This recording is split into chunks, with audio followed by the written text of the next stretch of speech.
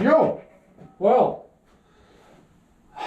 I've had a bit of a time with this mirror, but I thought, okay, if I can pull it off, good one. If it breaks in the meantime, well, so be it, because it's not very often that you take off a mirror.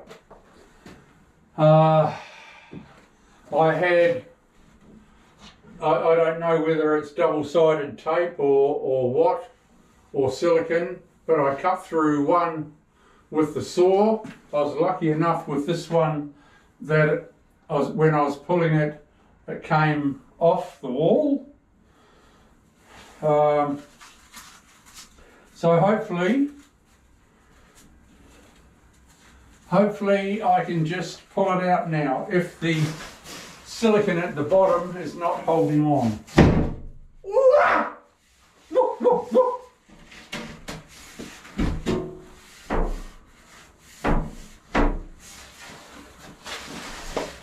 So there's one more.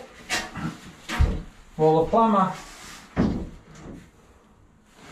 the plumber comes tomorrow morning.